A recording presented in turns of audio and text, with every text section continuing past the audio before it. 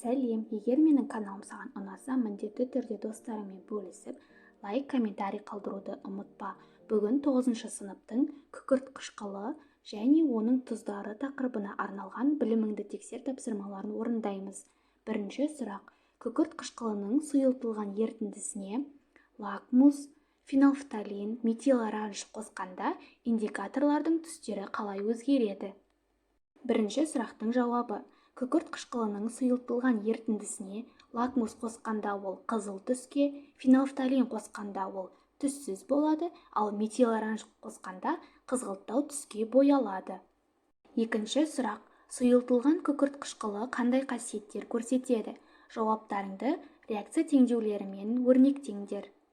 Екінші сұрақтың жауабы сіздердің кітаптарыңызда бар. Жауабы сұйылтылған күкірт қышқылы қышқылдарға тән барлық қасиеттерді көрсетеді. Ол индикаторлардың түсін өзгертеді. Белсенділік қатарындағы сутекке дейінгі металдармен әрекеттескенде сутек бөлінеді. Мысалы, цинк, яғни мырыш қосылған сұйылтылған күкірт қышқылы нәтижесінде мырыш сульфаты және де сутек газы түзіледі. Келесі металл оксидтерімен әрекеттеседі. Магний оксиді сұйылтылған күкірт қышқылымен әрекеттесіп, магний сульфатын және суды түзеді. Келесі негіздермен де әрекеттеседі. Мысалы, калий гидроксидімен сұйылтылған күкірт қышқылы әрекеттесіп, калий сульфатын және де су түзеді. Химиялық реакция теңдеуін теңестірсек, калий гидроксидінің алдына 2 және судтың алдына 2 қоямыз. Сонымен қатар әлсіз қышқылдардың тұздарымен әрекеттеседі. Мысалы, натрий карбонаты сұйылтылған күкірт қышқылымен әрекеттесіп, натрий сульфатын, су және де көмір қышқыл газын түзеді. Үшінші сұрақ. Концентрлі күкірт қышқылын болат ыдыстарда сақтайды, ал сұйылтылған күкірт қышқылын іші қышқылға төзімді материалмен қапталған ыдыста сақтайды. Себебін түсіндіріңдер. Үшінші сұрақтың жауабы. Темір, алюминий және кейбір белсенді металдар кәдімгі жағдайда концентрлі күкірт қышқылымен әрекеттеспейді. Сондықтан оны болаттан жасалған цистерналарда сақтайды және тасымалдайды. Ал сұйылтылған күкірт қышқылы белсенді металдармен, темірмен, алюминиймен әрекеттеседі. Сондықтан оны іші қышқылға толы, төзімді материалмен қапталған ыдыстарда сақтайды. Төртінші сұрақ. Мына айналымдарды жүзеге асыратын реакция теңдеулерін жазыңдар. Төртінші сұрақтың А жағдайы. Күкірттен SO2, одан H2SO3, барий SO3, SO2, SO3 және барий SO4 алуымыз қажет. Яғни барлығы айналымда бізде 6 химиялық реакция теңдеуі шығуы қажет. Алғашқы реакция. S қосылған O2 түзеді SO2. SO2 қосылған H2O түзеді H2SO3. Яғни бұл бізде күкіртті қышқыл болып табылады. Келесі күкіртті қышқылды барий хлоридімен әрекеттестіріп, барий SO3 және де H хлор аламыз. Реакцияны теңестіргенде H хлордың алдына 2 коэффициентін қоямыз. Барий SO3-тен SO2 алуымыз үшін барий SO3-ті ыдыратамыз. Нәтижесінде SO2 және де барий O түзіледі. SO2 қосылған O2 түзеді SO3. Реакцияны теңестіргенде SO2-нің алдына және SO3-тің алдына 2 қоямыз. SO3 қосылған барий O түзеді барий сульфатын, яғни барий SO4-ті түзеді. Ә жағдайы. Күкірттен сынап сульфидін, одан SO2, SO3 және де H2SO4 алуымыз қажет. Яғни нәтижесінде бізде 4 химиялық реакция шығуы қажет. Ең бірінші күкіртке сынапты қосамыз. Нәтижесінде бізде сынап сульфиді шығады. Сынап сульфидіне оттекті қосамыз. Нәтижесінде бізде күкірттің 4 валентті оксиді және де сынап оксиді шығады. Реакцияны теңестіру үшін сынап сульфидінің алдына 2 қоямыз, SO2-нің алдына 2 және де сынап оксидінің алдына 2 қоямыз, ал оттектің алдына 3 коэффициентін қоямыз. Келесі SO2-ге O2 қосу арқылы біз SO3 аламыз. Реакцияны теңестіру үшін SO2-нің алдына 2 және де SO3-тің алдына 2 қоямыз. Бізде бұл SO3 бұл бізде күкірттің 6 валентті оксиді болып табылады. Келесі SO3-тен біз күкірт қышқылын алуымыз қажет. Ол үшін SO3-ке су қосамыз, нәтижесінде бізде H2SO4 түзіледі. Келесі Б жағдайы: күкірттен мырыш сульфидін, одан күкірт сутек, одан SO2 және де натрий сульфидін алуымыз қажет. Келесі Б жағдайындағы айналымда да біз 4 химиялық реакция теңдеуін жазамыз. Алғашқы реакция: біз мырышқа күкіртті қосамыз, нәтижесінде мырыш сульфиді түзіледі. Мырыш сульфидіне H хлорды қосқанда бізде цинк хлориді және де күкірт сутек түзіледі. Реакцияны теңестіру үшін H хлордың алдына 2 қоямыз. Мырыш сульфидіне оттекті қосу арқылы біз SO2 және де суды ала аламыз. Біз химиялық реакцияны теңестіреміз, нәтижесінде бізде H2S-тің алдына, SO2-нің алдына және де H2O-ның алдына 2 қоямыз, ал оттектің алдына 3 коэффициентін қоямыз. Келесі SO2-ден натрий 2 SO3 алуымыз үшін SO2-ге натрий OH қосамыз. Нәтижесінде бізде натрий 2 SO3 және де су түзіледі. Реакцияны теңестіру үшін натрий гидроксидінің алдына 2 коэффициентін қоямыз. Келесі В жағдайы: H2SO4-тен купрум SO4, одан купрум гидроксидін және купрум хлоридін алуымыз қажет. Бірінші реакция: купрум қосылған H2SO4 түзеді. Купрум SO4 қосылған SO2 және де су. Реакцияны теңестіру үшін судың алдына және де H2SO4-тің алдына 2 коэффициентін қоямыз.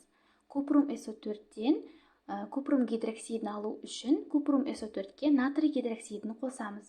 Нәтижесінде купрум гидроксиді және де натрий сульфаты түзіледі. Реакцияны теңестіру үшін натрий OH-тың алдына 2 қоямыз. Купрум гидроксидіне H хлорды қосамыз. Нәтижесінде купрум хлоридін және де суды аламыз.